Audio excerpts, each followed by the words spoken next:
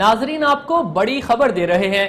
صوبہ سندھ میں کھوسا برادری کے ایک وڈیرے کی بیٹی کا اس کے بھتیجے سے نکاح ہوا، جس میں نکاح پڑھانے والا ایک مولوی مرد نہیں بلکہ ایک صاحبہ خاتون ہے، اور پورا نکاح سندھی زبان میں پڑھایا گیا۔ نہ کوئی مسنون خطبہ اور نہ ہی اس میں کوئی آیات قرآنی، بلکہ نکاح کی ابتدا شاہ عبداللطیف بھٹائی کی شاعری سے کی گئی۔ لڑکی کے باپ نے اقرار کیا کہ یہ پہلا نکاح ہے جو خالص سندھی زبان میں ہے، اور اس نکاح کو لطیفی مذہب کہا گیا۔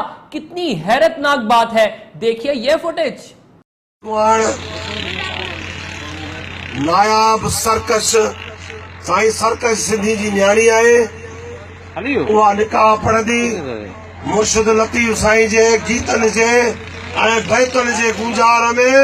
ऐं इहो निकाह पहिरियों हूंदो जेको शरीयत लतीफ़ी जे बुनियाद ते हूंदो ऐं सिंधी ॿोली में हूंदो ऐं सिंध जे सूरमनि ऐं सिंधी न्याणियूं जेके आज़ादी लाइ विढ़ंदियूं रहियूं आहिनि उन्हनि जे नालनि सां उन्हनि जे दुआनि सां ही निकाह पढ़ियो वेंदो।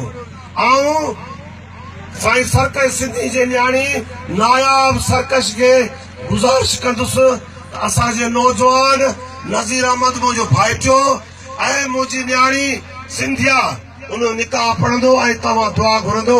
सभ खां पहिरें भिटाई जे बैतनि सां निकाह पढ़ियो वेंदो। जी बिस्मिल्लाह।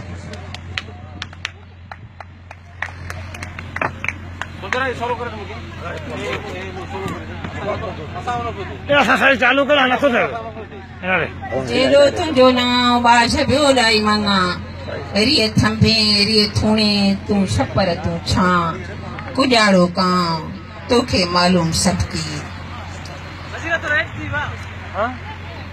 घोट जो नालो नज़ीर अहमद खोसो, पुट खैर मोहम्मद खोसो, शरीयत लतीफ़ी मूजिब सिंधिया दी सोजरो सिंधी कबूल आहे।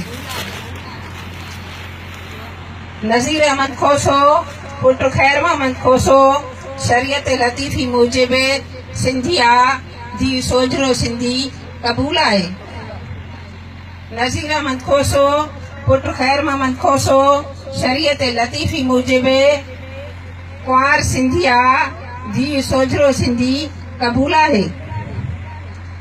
ऐं हाणे टे शाहिद आहिनि, उन्हनि भाइरनि खे गुज़ारिश कंदसि त उहे कुंवार खां शादी वठी अचनि। कुर्बान खोसो, गुलखान खोसो, वज़ीर खोसो।